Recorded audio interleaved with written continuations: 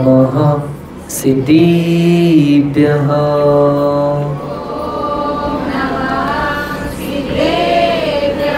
ॐ नमः सिद्धिभ्यः।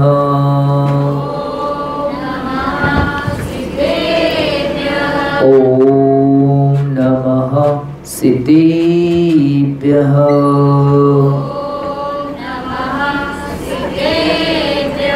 नमः श्रीवर्धमानाय निर्धूतकलिलात्मने सालोकानां त्रिलोकानां यद्विद्यादर्पणायते यद्विद्यादर्पणायते यद्विद्यादर्पणायते। जय बोलो 24 भगवान की। देवादेव मूलनायक 1008 अष्टम तीर्थंकर श्री चंद्रप्रभा भगवान की। सिद्धार्थ शास्त्र की आचार्य भगवान श्री समदभद्र स्वामी की।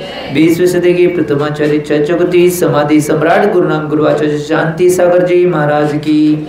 संत शिरोमणि आचार्य गुरु श्री विद्यासागर जी महाराज की।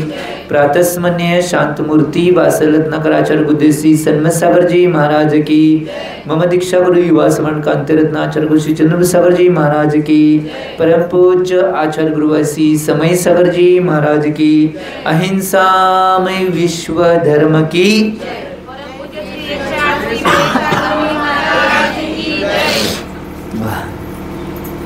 आचार्य भगवान समदभद्र स्वामीजी विरचित रत्नकंडक श्रावकाचार्यजी ग्रंथाची वाचना चालू आहे। आणि आचार्य भगवंतांनी काल कुलीन लोक मद करत नाहीत हे सांगितलं होतं। त्याचबरोबर मद केल्यानंतर काय नुकसान होणार आहे हे बी सांगितलं होतं। आणि 8 मदांची नावं हे सांगितलं होतं। आज 28 नंबरच्या गाथेच्या माध्यमातून आचार्य भगवान सम्यक दर्शनाचा प्रभाव प्रकट करणार आहेत की सम्यक दर्शन किती महत्त्वाचं आहे आणि सम्यक दर्शनाचा काय प्रभाव आहे हे आचार्य भगवान सांगणार आहेत। एक गोष्ट लक्षात घ्या, मी प्रभाव सुद्धा सांगितले हे आता सुद्धा सांगलोय की मोक्ष मार्गाचं बीज कुठलं असेल तर ते सम्यक दर्शन आहे। मोक्ष मार्गाची प्रथम पायरी कोणती असेल तर ते सम्यक दर्शन आहे। आणि मोक्ष मार्गाचं बीज कोणतं असेल तर ते सम्यक दर्शन आहे। आणि मोक्ष मार्गाचा कर्णधार कोण असेल तर तो सम्यक दर्शन आहे, ही गोष्ट लक्षात घ्या। त्यामुळे जीवनामध्ये सम्यक दर्शनाला फार महत्त्व आहे। आणि आज परत आणि आचार्य भगवान सम्यक दर्शनाचं प्रभाव प्रकट करणार आहेत की निश्चित रूपाने सम्यक दर्शन किती महत्त्वाचं आहे। पहिला गाथा कंठस्थ करून आचार्य महाराजांनी काय सांगितले ते पाहूया। सम्यक दर्शन संपन्न सम्यक दर्शन संपन्न मपि मातंग देहजम मपि मातंग देहजम देवादेवं विदुर्भस्म देवादेवं विदुर्भस्म गूढांगारान्तरोजसं गूढांगारान्तरोजसं सम्यक दर्शन संपन्नमपि मातंग देहजं देवादेवं विदुर्भस्म गूढांगारान्तरोजसम्। आचार्य भगवान सम्यक दर्शनाचा प्रभाव प्रकट करत आहेत की सम्यक दर्शन परत किती महत्त्वाचं आहे हे सांगणार आहेत। एक गोष्ट लक्षात घ्या, देवा देवा म्हणजे गंधर्वदेवा, गंधर्वदेवांना देवा म्हणलेला आहे। जे गंधर्वदेव आहेत ते काय म्हणल्यात, सम्यक दर्शन संपन्न, जे सम्यक दर्शनानं सहित आहेत। मातंग देहजम अपि, चांडाल सुद्धा, ज्याच्याजवळ सम्यक दर्शन असेल तो चांडाल जरी असला, म्हणजे चांडाल म्हणजे माहिती आहे तुम्हाला, सांगण्याची आवश्यकता नाही, तो सुद्धा भस्म गूढाम गारांतरोजसम, म्हणजे झाकलेल्या नाही कोळशाप्रमाणे आहे। म्हणजे झाकलेलं ज्याच्यावर राकासहित कवरसहित असलेला कोळसा आहे तो आत बी प्रकाशित आहे, परंतु त्याच्यावरनं राख झाकलेली आहे म्हणून त्याचा प्रकाश प्रकट होऊन झालाय। त्याप्रमाणे निश्चित रूपानं त्या झाकलेल्या प्रकाशाप्रमाणे देवम देव विदू यांनी सांगितलेलं आहे। गंधर्वदेवांनी काय सांगितले आहे की सम्यक दर्शनासहित असणारा जो चांडाल सुद्धा आहे तो सुद्धा झाकलेल्या कने अंगाराप्रमाणे आहे किंवा विस्तवाप्रमाणे आहे, तो सुद्धा प्रकाशित आहे असं सांगितलेलं आहे। एक गोष्ट लक्षात घ्या, आचार्य भगवान ग्रंथामध्ये सांगतात की सम्यक दर्शन एवढ्या महत्वाचं आहे, त्याच्या पुढे जाऊन भगवान महावीरांनी सुद्धा आपल्या वाणीतून सांगताना सांगितलंय की मनुष्य जन्म से नहीं कर्म से महान होता है। काय म्हणलं मी? जन्मानं मनुष्य कोण महान होत नाही, तो कर्मानं महान होणार आहे। आज एक गोष्ट लक्षात घ्या, फक्त संप्रदाय व्यवस्था आहे म्हणून जन्माला महत्व आहे, परंतु ज्यावेळी धर्म व्यवस्था लागू होईल त्यावेळी धर्म व्यवस्था लागून झाल्यानंतर निश्चित रूपानं धर्माला महत्व, संप्रदायाला महत्व राहणार नाही तर धर्मांना महत्व राहणार आहे। जो ज्या धर्माचं आचरण करेल तो त्या धर्माचा, याला धर्म व्यवस्था म्हणतात। आणि संप्रदाय व्यवस्था याचा अर्थ जो ज्या धर्मामध्ये जन्म घेतोय तो त्या धर्माचा। आम्ही याचं चिंतन करणं आवश्यक आहे। महावीरांच्या काळापर्यंत नाही, महावीरांचं निर्वाण कल्याण झाल्यानंतर 250 वर्ष सुद्धा धर्म व्यवस्था होती। तिथनं 250 वर्षे पूर्ण झाल्यानंतर तिथनं संप्रदाय व्यवस्था झाली, म्हणजे जो कोणी ज्या धर्मात जन्म घेणार आहे तो त्या धर्माचा, आणि जो निश्चित रूपानं, परंतु धर्म व्यवस्था याचा अर्थ काय? एक गोष्ट लक्षात घेता आचार्य भगवंतांनी ह्या गाथा प्रकट करत असताना धर्म व्यवस्थेला महत्व दिलेलं आहे। निश्चित रूपानं मनुष्य जन्मानं नाही तर कर्मानं मान होणार आहे। जर तो चारित्र्य करत असेल तर तो त्या धर्माचा, आणि चारित्र्य करत नसेल तर काही उपयोग नाही। आम्ही नुसता जन्म घेऊन काय उपयोग? काय बोलणार बघा, आपल्यावर आले की मौन, दुसऱ्यांच्यावर असले की खुलेआम बोलायचं, ठीक आहे। एक गोष्ट लक्षात घ्या, त्यामुळं जीवनामध्ये आचार्य भगवंतांनी जे सांगितले ते महत्त्वाचं आहे। त्यामुळं आम्ही आमच्या जीवनामध्ये जेवढ्या प्रमाणात सम्यक दर्शनाला प्राप्त करण्याचा पुरुषार्थ करण्याचा प्रयत्न करशील तेवढं चांगलं आहे। त्यामुळे लवकरात लवकर कुणाजवळ सम्यक दर्शन नसेल तर मिथ्यात्व त्याग करून लवकरात लवकर सम्यक दर्शन घेण्याचा प्रयत्न करा, पुरुषार्थ करा। की निश्चित रूपानं सम्यक दर्शनाच्या गाथा चालवून आता माझ्या मते 7-8-10 दिवस झाले असेल, झाले काय 10-12 दिवस झाले, तरी निश्चित रूपानं इथं गिजवण्यात 4-5 जण तर मिथ्यात्व त्याग करून सम्यकत्वामध्ये आल्यात। चांगलं आहे, अजून पुढे जाईल तसं निश्चित रूपानं वाढणार आहेत, गॅरंटी आहे मला। एक गोष्ट लक्षात घ्या, ही गोष्ट का महत्वाची आहे? आम्ही आयुष्य या मनुष्य पर्यायामध्ये येऊन सुद्धा, जैन कुलामध्ये येऊन सुद्धा आमचा काय उपयोग होणार नाही जर आम्ही त्या क्षेत्रात गेलो नाही तर। 3 तिकिटापैकी 1 तिकीट जरी काढलं नाही, कुठलंच काढलं नाही, तर तुमचा जैन कुलामध्ये आणि मनुष्य कुलामध्ये जन्म घेऊन सुद्धा व्यर्थ आहे तुम्ही, काही उपयोग नाही, काही उपयोग नाही। किती काय करा, किती धर्म करा, किती ओवाळा। आचार्य भगवान कुंद स्वामीजी रयनसारजी ग्रंथामध्ये म्हणतात, काय म्हणलेलं आहे बघा, स्पष्ट रूपात त्यांनी पहिला गणित करूया, कारण की गणित माझ्या नावडीचा, रविवार माझ्या आवडीचा। हुशार तुम्ही गणित करायचा हिशोब। समजा एक 10 लक्षण धर्म आहे, ते 10 लक्षण पूर्ण करायला किती वर्ष लागतात हो? 10 वर्ष। अशी 10 लक्षण करायची किती वर्ष झालं? 100 वर्ष। हुशार एक षोडशकरण पूर्ण करायला किती वर्ष लागतात? 16 वर्ष। अशी 16 स्वरक्षरण पूर्ण करायचे किती वर्ष झाले? 256। 256 आणि हे 100 किती झालं? 356। आचार्य भगवान कुंद स्वामीजींनी रयनसारजी ग्रंथामध्ये काय सांगितले माहिती आहे? असं 10 लक्षण लोपी आणि षोडशकरण 356 वर्ष तुम्ही ओवाळला आणि एका मिथ्या देवाला पाया पडला तर सगळं व्यर्थ। काय सांगितलं? कान उघडे आहेत काय? आहेत नव्हता? ठीक आहे, हे लक्षात घ्या। एवढ्या वर्ष मी असा धर्म केला, लोपी म्हणाले मी, षोडशकराने 10 लक्षण लोपी ओवाळला एवढ्या वर्ष, आणि एका मिथ्या देवाला पाया पडले तर ते सगळं व्यर्थ आहे, असं आचार्य भगवान कुंद स्वामीजी रयनसारजी ग्रंथामध्ये म्हणतात। आम्ही याचं चिंतन करणं आवश्यक आहे। आम्ही तर काय काय करतोय, काय काय गोष्टी करतोय, किती काय काय आम्ही धर्म केलेला निश्चित रूपानं किती व्यर्थ चाललंय, याचं चिंतन करणं आवश्यक आहे।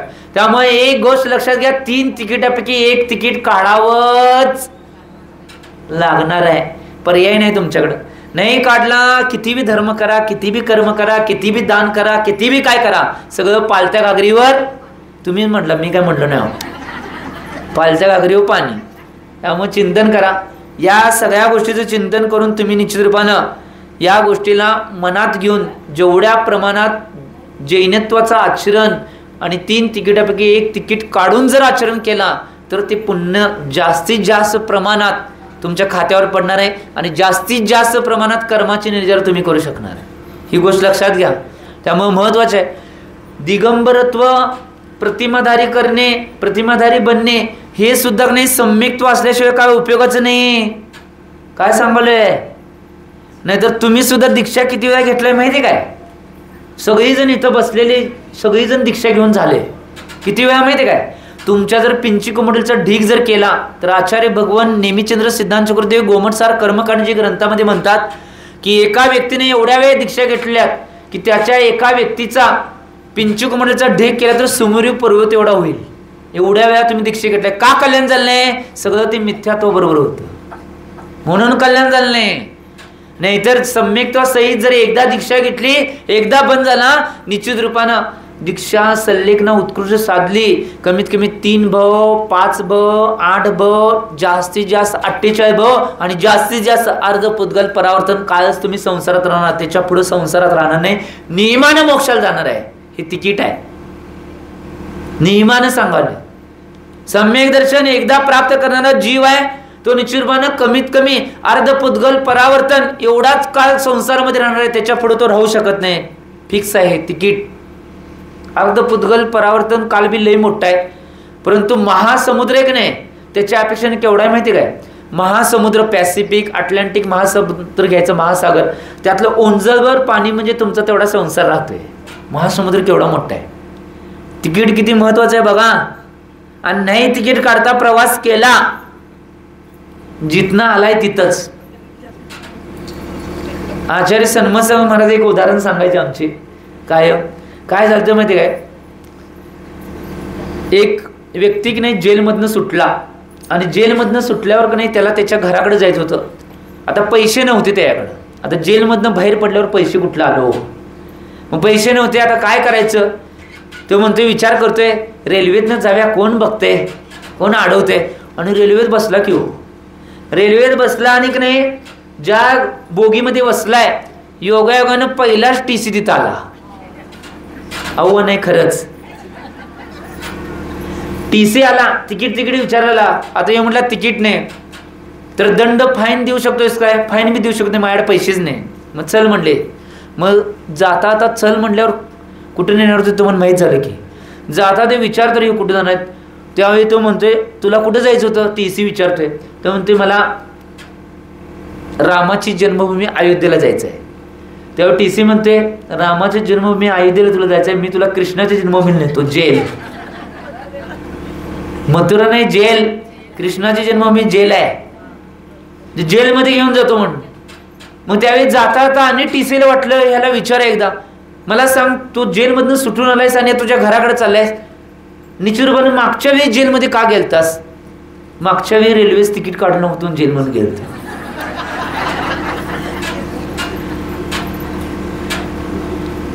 आमचं असंच आहे. ही त्याची गोष्ट नाही. आमचं असंच आहे. जर तिकीट काढला नाही परत जिथनं आलाय तिथंच अपील फिपील काही नाही. इथं करशीला इथल्या कोर्टातल्या जजना वकीलना पैसे देऊन ॲडजस्ट करशीला. परंतु तिथल्या कर्माच्या कोर्टात कोण ॲडजस्ट होत नाही. किती कोटी रुपये द्या अब्ज रुपये द्या ना सोनं आयुष्यभर सगळं सोनं मिळवलेलं पैसे घातला तरी तिथं कोण वशिला लावून घेत नाहीत. जी शिक्षा असेल ती भोगावीच. ही गोष्ट लक्षात घ्या. त्यामुळं जर भवामध्ये जर काय केला नाही आणि कुठं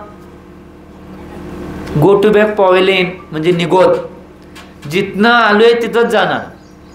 तो जेलमधनं आला तसंच आमचं होणार. त्यामुळे चिंतन करा. या गोष्टीचं चिंतन आम्ही आमच्या जीवनामध्ये करणं आवश्यक आहे. जर हे मिळवायचं नसेल एक गोष्ट लक्षात घ्या. मी परवाच सांगितले की जैन कुल आणि मनुष्य पर्याय मिळायला की नाही भवाभवातलं पुण्य आम्ही खर्ची घातले हो. किरकोळ नाही. मनुष्य पर्यायाने नाही जैन कुल मिळाला की नाही असं नाही. भवाभवात जे पुण्य संचित केलंय ते सगळं खर्च घालायला लागते, त्यावेळी निश्चितपणे हे मिळतंय. मनुष्य मिळणे, पहिला मनुष्य मिळणे भावाभावातलं पुण्य खर्च घालायला लागते, त्यावेळी मनुष्य पर्याय मिळतोय. आणि त्याच्यात आणि जैन कुल मिळणे हे आणि भावाभावातलं अनंत अनंत पुण्य जेवढं संचित आहे ते सगळं खर्च घालायचं, मग हे मिळतंय. आणि हे सगळं एवढं करून जर आम्ही यात येऊन जर नाही आमचं कल्याण करू शकलो नाही, काही उपयोग नाही, मग काही उपयोग नाही, ही गोष्ट लक्षात घ्या. त्यामुळे किमान 3 तिकिटापैकी 1 तिकीट काढायचंच. एक तर हातात पिंची कमंडल घ्यायचं, नाहीतर दुसरं प्रतिमाधारी व्हायचं, नाहीतर तिसरं मिथ्यात्व त्या करून सम्यक्तामध्ये यायचं. ह्या 3 तिकिटापैकी 1 तिकीट काढायलाच पाहिजे, त्यातून सुटका नाही. नाही काढला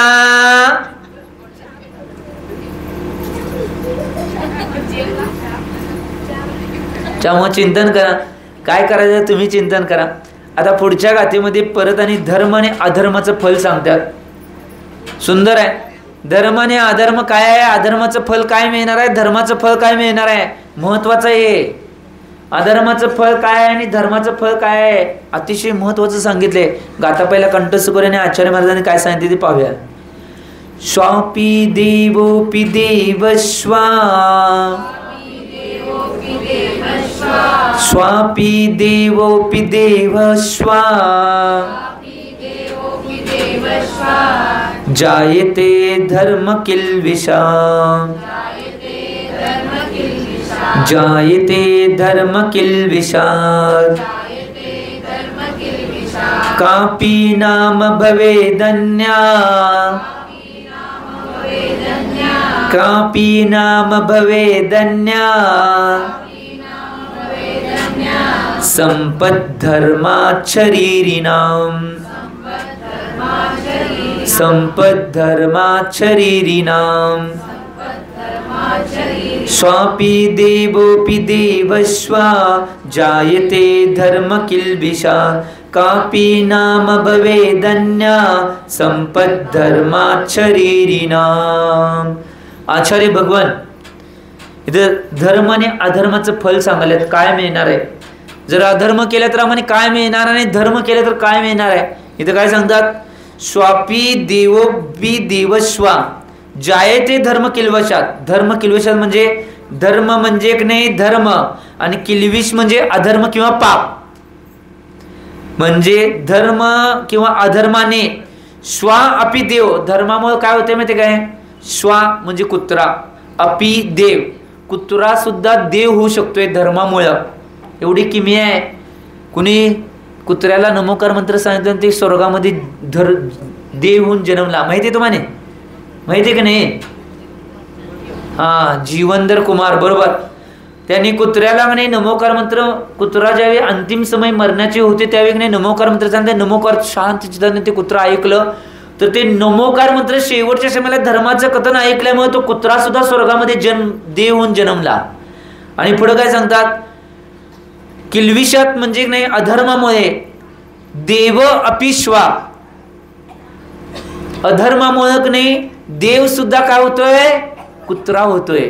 स्पष्ट रूपात सांगते, देव अपिश्वा जायते म्हणजे जातोय. एक गोष्ट लक्षात घ्या, म्हणून शरीर नाम जे संसारी प्राणी आहेत त्यांना धर्मात आणण्या, धर्माशिवाय दुसरा कापी नाम संपत, दुसरं काही वचन गोचर नाही. म्हणून बुद्धिमान लोकांनी धर्माची शरण घेतली पाहिजे. जे बुद्धिमान असतील ते मट्ट आहेत ते राहून दे, मट्ट आहेत ते राहून दे. जे बुद्धिमान असतील त्यांनी तर धर्माची शरण घ्यायला पाहिजे. एक गोष्ट लक्षात घ्या, धर्माचा प्रभाव एवढा आहे की धर्मामुळे निश्चित रूपानं जो कुत्रा आहे तो शेवटच्या समयाला जर नुसता धर्म ऐकला तर तो निश्चित रूपानं तो देव गतीमध्ये जाऊन देव होतोय. आणि अधर्मामुळं देव सुद्धा असलेला जो अधर्माचं पालन केल्यामुळे तो देवगतीत असून सुद्धा त्रियंच्या गतीमध्ये येऊन कुत्रा होऊ शकतोय. एवढा प्रभाव निश्चित रूपानं धर्म आणि अधर्माचा आहे. अधर्माचा प्रभाव तर बघितलाय, धर्माचा प्रभाव महत्वाची गोष्ट. एक गोष्ट लक्षात घ्या, आम्ही आमच्या जीवनामध्ये चिंतन करणं आवश्यक आहे. धर्माचा प्रभाव एवढा आहे. आज एक गोष्ट लक्षात घ्या, ज्यांनी ज्यांनी धर्माचा आश्रय घेतलाय, ज्यांनी ज्यांनी धर्म पालन केलाय त्यांच्या जीवनामध्ये निश्चित रूपानं सुख शांती समाधान कायमस्वरूपी येत गेले. याचं चिंतन करा. एक गोष्ट लक्षात, धर्म असा आहे काटेकोरपणे कोणती इच्छा आकांक्षा न ठेवता जर धर्म केला तर त्या सणाला सुद्धा धर्माचा फायदा मिळू शकतोय. मी एक उदाहरण सांगतो, एक गोष्ट लक्षात घ्या. आज आम्ही याचं चिंतन करणं आवश्यक आहे. या सगळ्या गोष्टींचं चिंतन जेवढ्या प्रमाणात आम्हाला करता येईल तेवढ्या प्रमाणात करणं आवश्यक आहे. एक उदाहरण असं आहे की बेंगलोरमध्ये एक मुलगा आणि त्या बेंगलोरमध्ये संघ गेला होता आणि त्या संघ गेल्यानंतर तो मुलगा त्या संघाशी जुडला आणि संघाबरोबरच राहिला. परंतु काही दिवसभर तो महाराजांच्या सानिध्यामध्ये आहार द्यायचं, दुपारी स्वाध्याय करायचं, सामायिक करायचं, संध्याकाळी वासा करायचा आणि परत स्वाध्याय करायचं, प्रतिगमन करायचं, सगळ्या गोष्टी महाराजांच्या बरोबरच करायला लागला.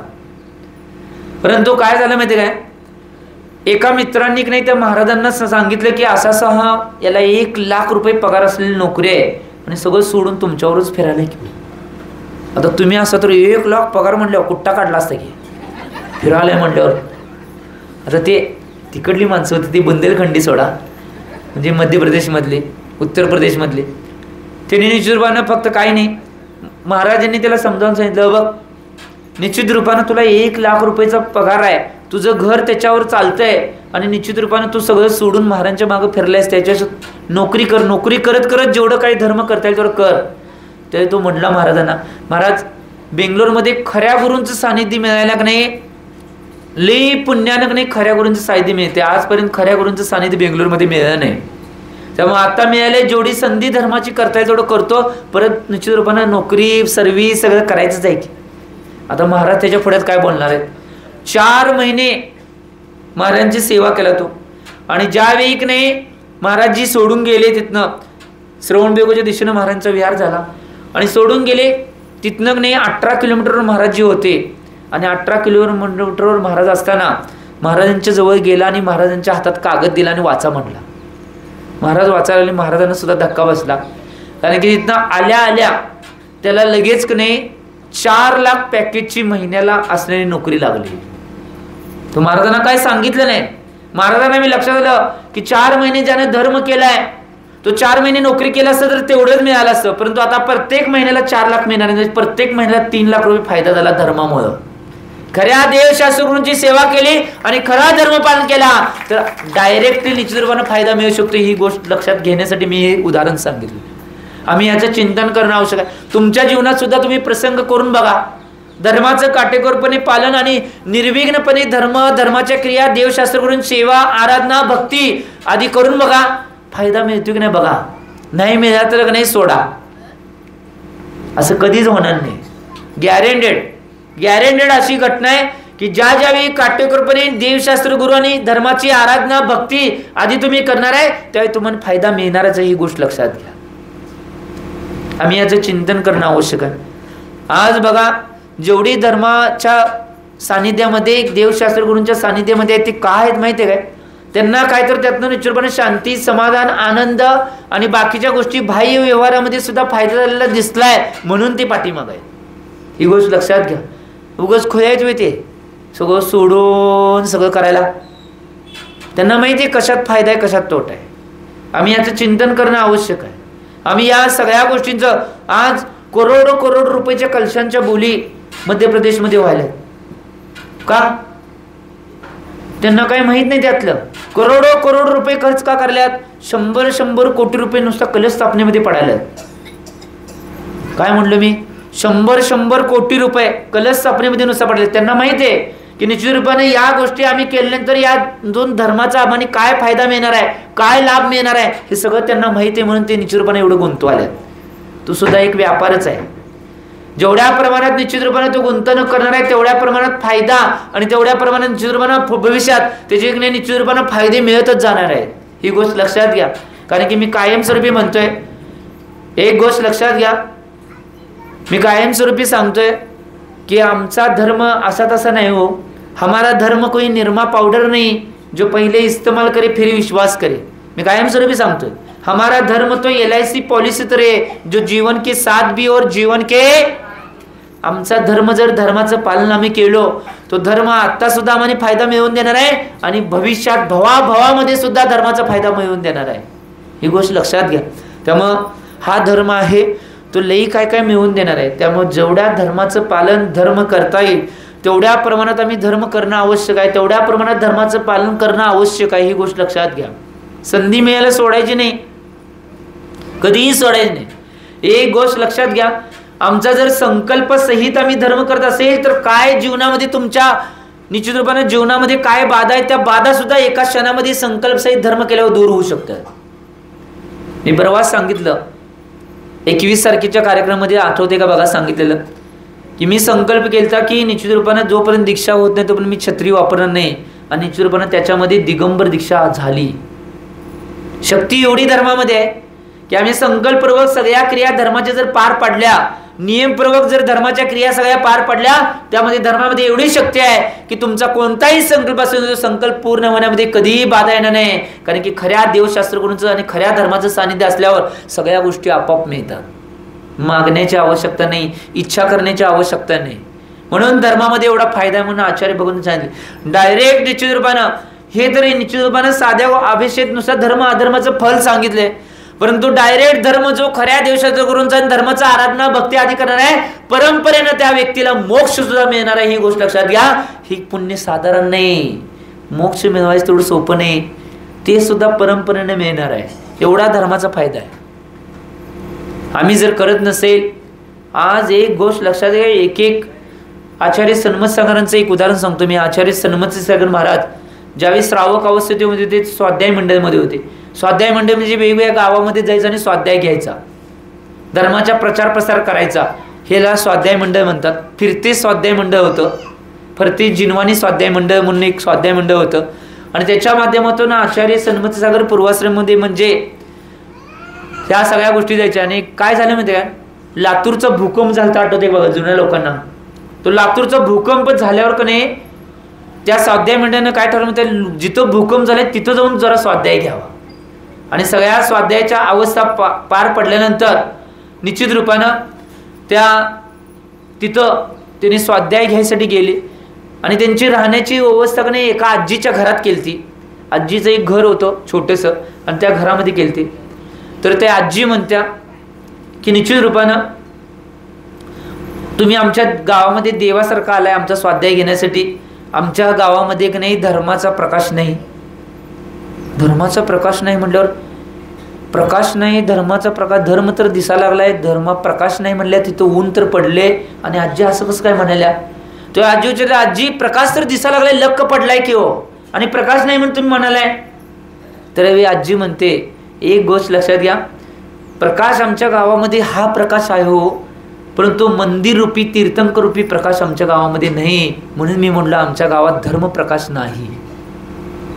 गिजवणेवाल्यांचं पुण्य आहे, तुमच्या गावात मंदिर आहे, निश्चित रूपानं मंदिर रूपी प्रकाश बी आहे, परंतु त्याचा प्रकाश आम्ही घेत असलो तर, नाही घेतला तर कुष्ठरोग होणार.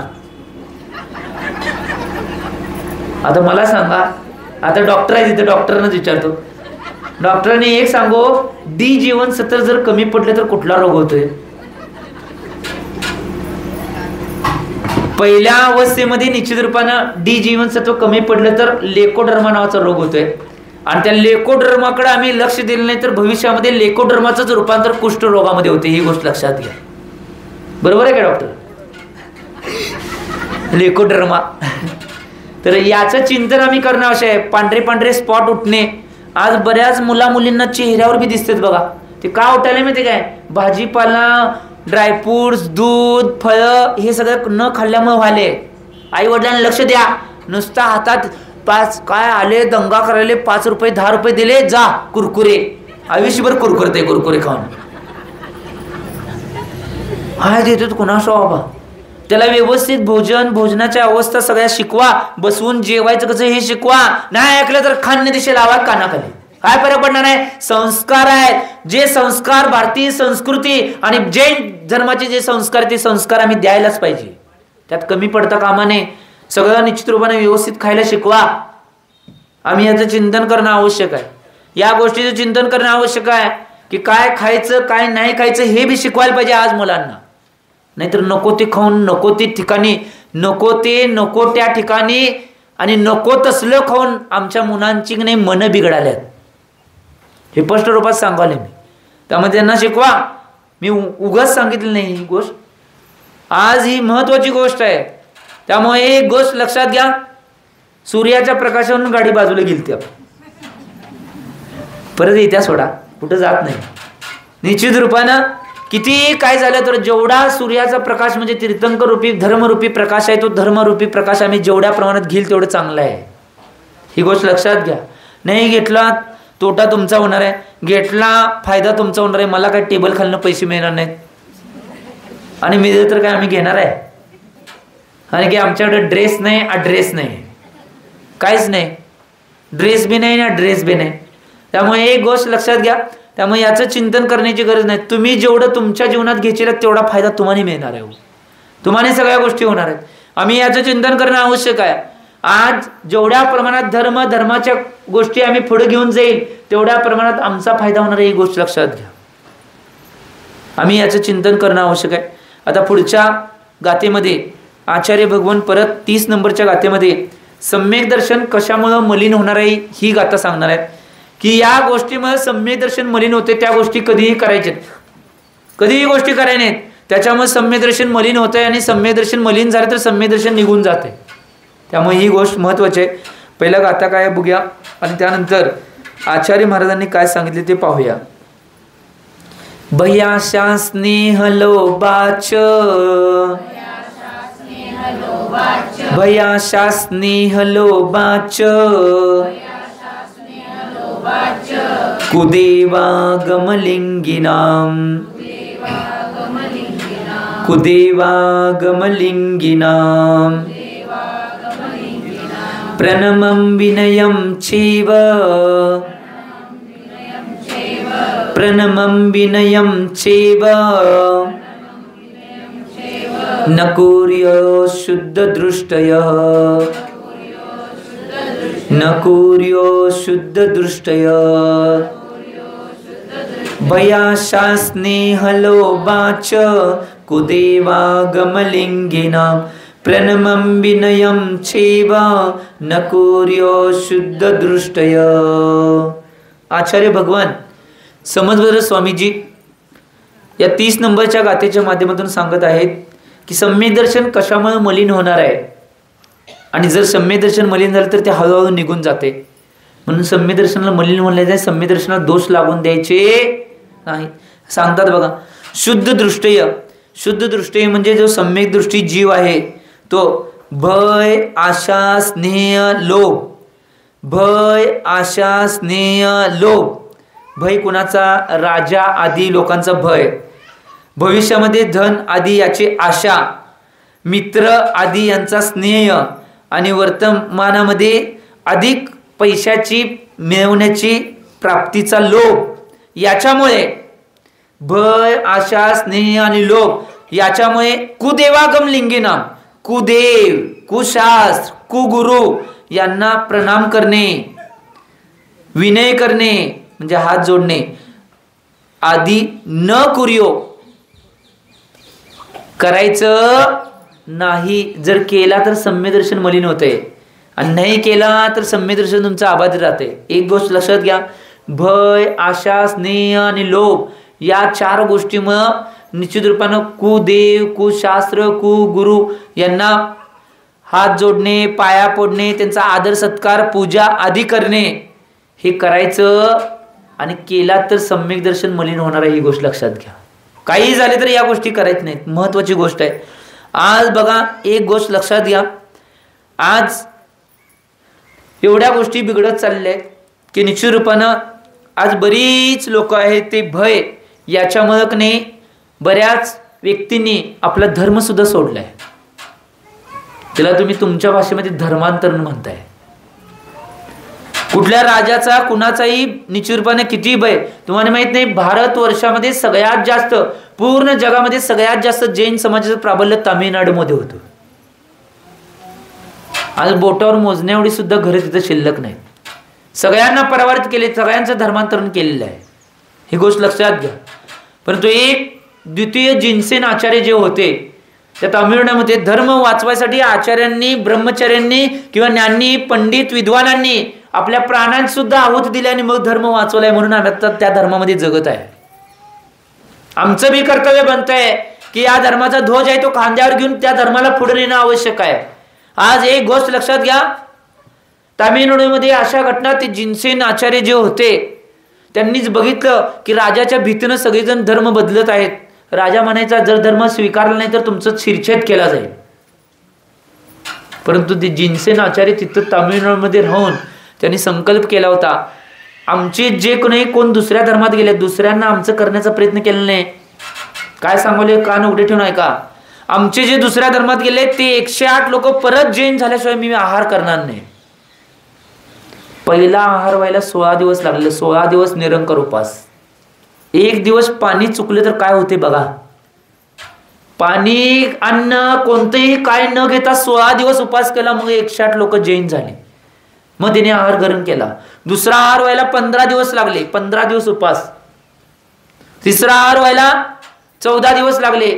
परत 12 दिवसानंतर, परत 11 दिवसानं, परत 9 दिवसानं, परत 7 दिवसानं, परत 6 दिवसानं, परत 5 दिवसानं, परत 2 दिवसानं, परत प्रत्येक दिवसाला आहार त्यांचा व्हायला चालू झाला. एवढं कष्ट त्या आचार्यांनी घेतले आणि धर्माला वाचवण्याची किमया केलेली आहे. आणि आज जरा काय नुसता कोण चिमटा घेतला तर आम्हाला सहन होत नाही. हे काय रे, काय असलास तर घरात काय फरक पडणार आहे. एक गोष्ट लक्षात घ्या, कुठल्याही निचूरूपाने बाकीच्या गोष्टी सोडा, आमच्या धर्माचं आचरण.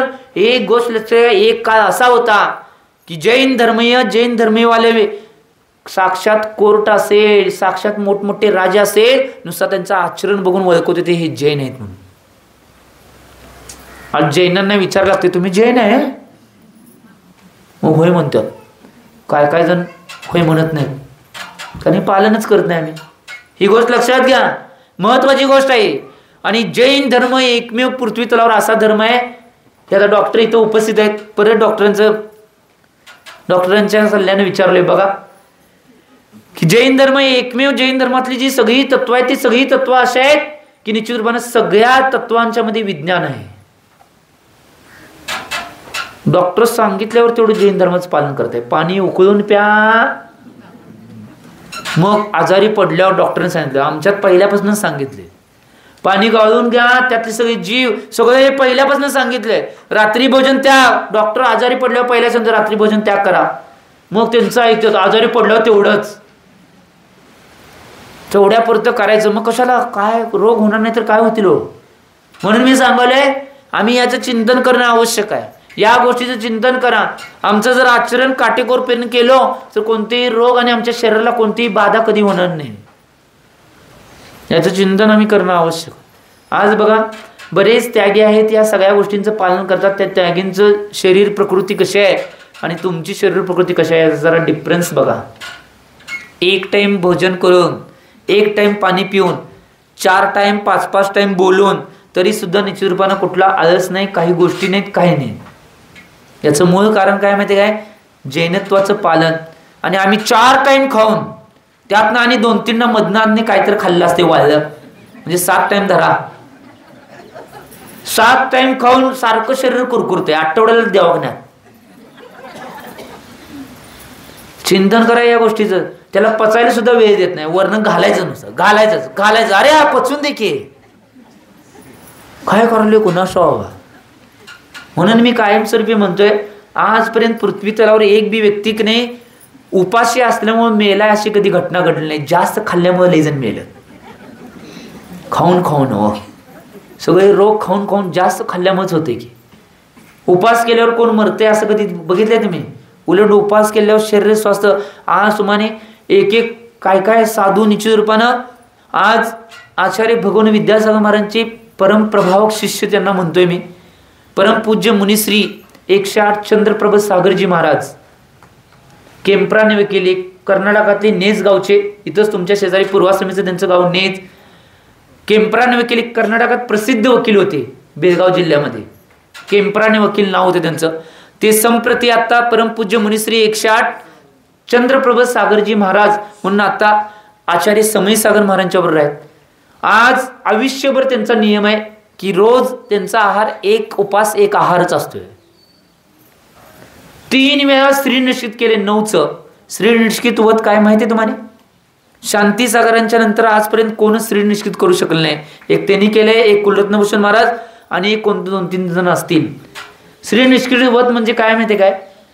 शांतीसागर महाराज एकमेव आचार्य आत्ता असं होऊन गेले ते 16चं श्री निष्कित केले. ते 16चं श्री निष्कित म्हणजे काय माहिती काय? किंवा यांनी केले ते 9चं केले. 9चं श्री निष्कित म्हणजे काय माहिती काय? एक उपास करायचा, परत एक आहार, 2 उपास करायचे एक आहार, 3 उपास करायचे एक आहार, 4 उपास करायचे एक आहार, 5 उपास करायचे एक आहार, 6 उपास करायचे एक आहार, 7 उपास करायचे एक आहार. आणि उपास म्हणजे 5-6 डझन केळी, 4-5 लिटर दूध, शेंगदाणा एक 4-5 किलो, असा उपास नव. बिन पाणी, कुठला ज्यूस, कुठली फळ, काहीच नाही. हे सांगवले. असं 9 पर्यंत जायचं. आणि ज्यावेळी 9 उपास होत्यात त्यावेळी एक आहार करायचा, परत आणि 9 उपास, परत एक आहार, परत 8 उपास, असं उतरत आणि परत 1 पर्यंत यायचं. ज्यावेळी ते 1 पर्यंत चढत जाऊन परत उतरत येत आहेत त्यावेळी एक श्री निष्कित व्रत झालं. असं शांतीसागरांनी 16चं केले. एका आहारमध्ये 32 उपास. काय किमिया, काय आचार्यांची विशुद्धी असेल. आणि 3 वेळा चंद्रप्रभा सागर महाराजांनी 3 वेळा 9चं केले. आम्ही चिंतन करणं, एक उपरीत केले आणि एक मला वाटते बारामती फलटण इकडं कुठं तर केलं असेल आणि एक मध्य प्रदेशमध्ये झाले काय कुठं झाले माहिती नाही. त्यांनी 3 केले फिक्स माहिती आहे. याचं चिंतन करणं आवश्यक आहे. तरी सुद्धा त्यांचं शरीर एवढं बलदंड आहे.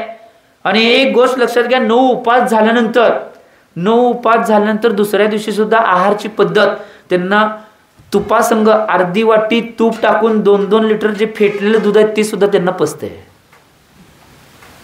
चिंतन करणं आवश्यक आहे. शरीर प्रकृती काय आहे, का सांगवले? शुद्ध सात्विक आहार जो आहे, जैनत्व जैनॉलॉजीचं जे पालन आहे ते काटेकोर केल्यानंतर ह्या सगळ्या प्रकृती आणि सगळ्या शरीराला बलदंड बनवायची शक्ती त्यांच्यामध्ये येते. हे सांगायचं आहे मला. तुम्ही आज म्हणालाय की आम्ही रात्री भोजन त्याग निश्चित रूपानं बरेच जण करू शकत नाही, परंतु करायला पाहिजे. जैनॉलॉजीचं जे पालन सांगितले ते आम्ही करायलाच पाहिजे. त्याच्यामुळे शरीर स्वास्थ्य चांगलं राहणार आहे. आज तुमचं शरीर स्वास्थ्य बिघडलं याचं मूळ कारण जैनत्वाचं आम्ही पालन करत नाही म्हणून.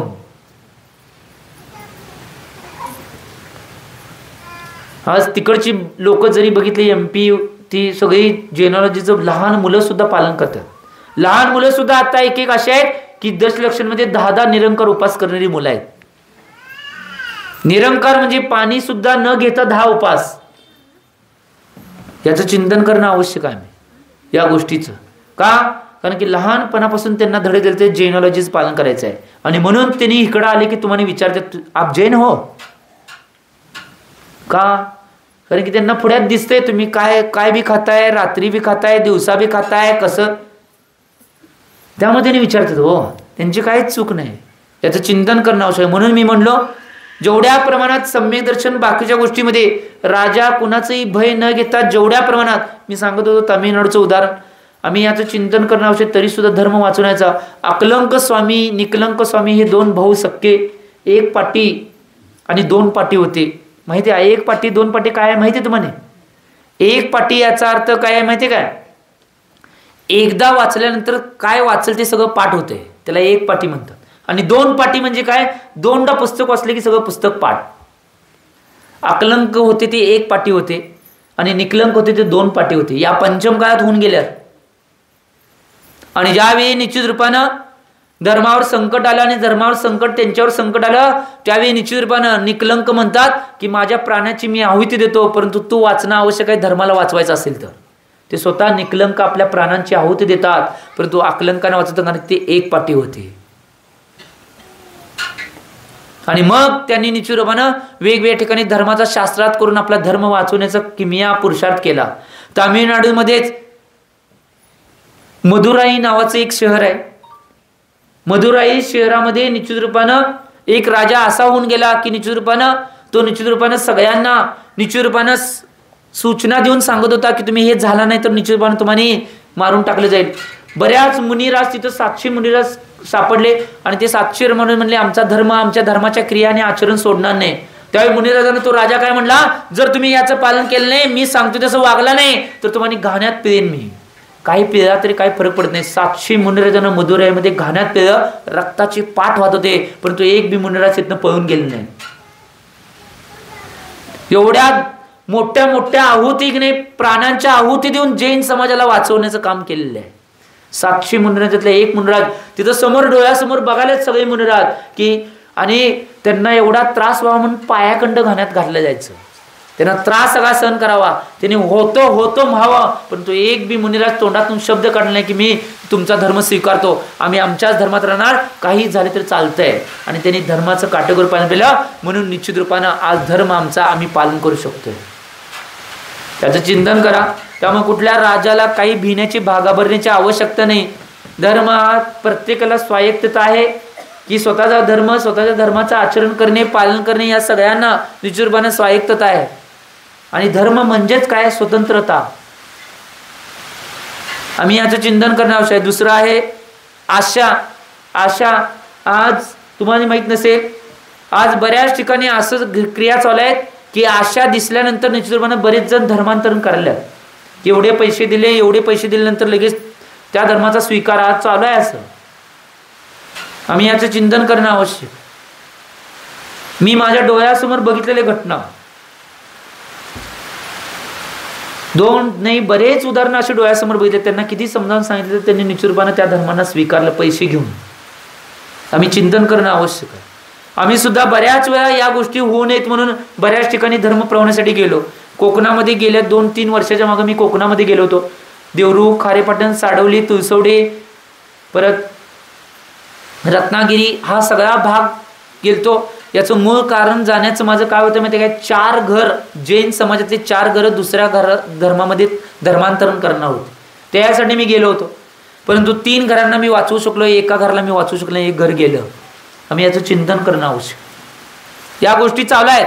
त्यामुळे जेवढ्या प्रमाणात तुमच्या मुलांना, तुमच्या घरातल्या सगळ्या लोकांना धर्माचं जेवढं आचरण करता येईल, जेनॉलॉजीचं आचरण करता येईल तेवढं करण्याचं त्यांना निश्चितपणे शिकवा, सांगा. कारण की भविष्यातला काळ लय विचित्र आहे. ही गोष्ट महत्वाची आहे. त्यामुळे चिंतन करा या गोष्टीचं. त्यामुळं आशा कोण दाखवलं, किती आशा नाही, काय बी दाखवून देत, प्राण घेतो म्हणले तर निश्चितपणे मी माझा धर्म, निश्चितपणे मला जे मिळाले ते मी सोडणार. नाहीतर एवढं पैसे देतो आणि कोण स्वीकारला, इथं पैसे घेऊन वाचची लाव, कर्माच्या कोर्टातनं कोण वाचणार नाही. त्या कर्माच्या कोर्टात ज्यावेळी जावं लागणार आहे त्यावेळी त्या कर्माचा जो मार बसणार आहे तो सहन करावाच लागणार. ही गोष्ट लक्षात घ्या. इथं वाचशीला मस्त पैसे घ्यायचेला, मग ऐशो आरामाचं जीवन जगशीला, काय उपयोग नाही. परंतु एक गोष्ट लक्षात घ्या, आज बऱ्याच कोट्यावधी अब्जो रुपये किंवा मंत्री, संत्री, आमदार, खासदार कोण बी असून दे, जिथं जाईल तिथं नाही, नुसतं दिगंबर साधू जर भेटले, काय काय ठिकाणी गाड्या थांबून तर गाड्या थांबून पूर्ण लोटांगण घालतात. का घालतात? कारण की एक दिगंबरत्व पालन करणं तेवढं सोपी गोष्ट नाही. आम्ही याचं चिंतन करणं आवश्यक आहे. आणि हे कशासाठी चालू आहे? धर्म, धर्माचं आचरण आणि धर्माच्या क्रिया करण्यासाठी. आणि भविष्यामध्ये आमचा धर्म आहे त्या धर्माची प्रभावना आणि लोकांना धर्म काय हे समजावून सांगण्यासाठी चालू आहे. आपल्या स्वतःचं कल्याण पहिला महत्वाचं आहे सोडा, त्याच्याबरोबर या सगळ्या गोष्टी महत्वाच्या आहेत. या गोष्टींचं पालन जीवनामध्ये आम्ही करणं आवश्यक आहे. नाहीतर नुसता चालवायचं म्हणून चाललोय, नुसता आम्ही जन्म घेतलाय म्हणून करालोय, काही उपयोग नाही. त्याला समजून घेऊन, उमजून घेऊन जेवढं आचरण, त्या गोष्टीचे पालन जेवढ्या करता येईल तेवढं करणं आवश्यक आहे. या गोष्टीचं चिंतन मनामध्ये करा. त्याच्यानंतर आहे स्नेह. कोण मित्र मैत्रीण स्नेह दाखवतात, आज निश्चित रूपाने आम्ही या गोष्टीवर चिंतन लय करणं आवश्यक आहे. आज बरेच कॉलेजमध्ये मुलं मुली ज्यावेळी एकमेकांचे फ्रेंड मित्र मैत्रिणी असतात त्यावेळी त्यांना फसवून बऱ्याच गोष्टी वेगळ्या सांगून का नाही त्यांना निश्चित रूपाने त्या धर्मामध्ये ओढलं जाते. हे बी चालू आहे आज.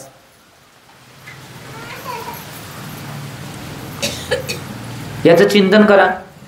त्यामुळे कितीही काय झालं, तुमच्या मुलांना जर काय माहीत नसेल तुमच्या धर्माचं, कॉलेजमध्ये गेल्यावर कुठला मुलगा काय सांगू लागला तर तो काय उत्तर देणार आहे हो? आज बरीच आमची मुले अशी आहेत की त्यांना निश्चितपणे दिगंबरत्व पटवून सांगायला येत नाही.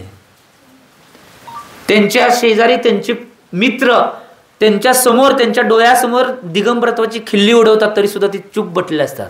काय उपयोग आहे त्यांचा? जैन धर्मामध्ये जन्म घेऊन सुद्धा निश्चित रूपाने काय उपयोग नाही. तिर्यांच्या प्रमाणे आणि निश्चित रूपाने प्राण्यांच्या प्रमाणे त्यांचा जन्म आहे, काही उपयोग नाही त्यांचा.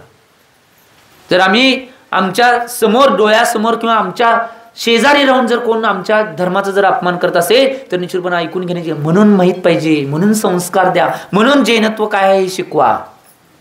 ही गोष्ट महत्वाची आहे. या गोष्टीचं अतिशय निश्चित रूपानं या गोष्टीचं आज एक गोष्ट लक्षात घ्या. बऱ्याच ठिकाणी सगळ्या गोष्टीचं जर बघितलं तर या सगळ्या गोष्टी निश्चित रूपानं जेवढ्या बघायला अवघड वाटतात तेवढ्या सोप्या आहेत. त्याचं जर पालन करत करत गेलो तर लई सोपं आहे, परंतु आम्ही करतच नाही. ह्या गोष्टी महत्त्वाच्या आहेत. म्हणून आज तुमच्यामध्ये सुद्धा बदल लय व्हायला आहे. आज तुमच्यामध्ये जास्त बदललेला आहे. तुमच्या मुलींच्यात बदललेला आहे. आई वडिलांना मुलं मानायला तयार नाहीत, मुली मानायला तयार नाहीत. मी परवा सांगितलं तसं आज ही गोष्ट लई पुढच्या खालच्या लेवलला भविष्यात जाणार आहे. लिहून ठेवा आहे. त्याच्या आधी खालच्या लेवलला किंवा पुढच्या लेवलला जायच्या आधी तुमच्या मुलींच्यावर धर्माचे संस्कार द्या. तुमच्या धर्माचे संस्कार त्यांना द्या. शिकवा धर्म काय आहे, धर्माच्या व्यवस्था काय करायचे आहेत, नित्यक्रिया काय ते नित्यक्रिया शिकवा आणि त्यांना करायला लावा.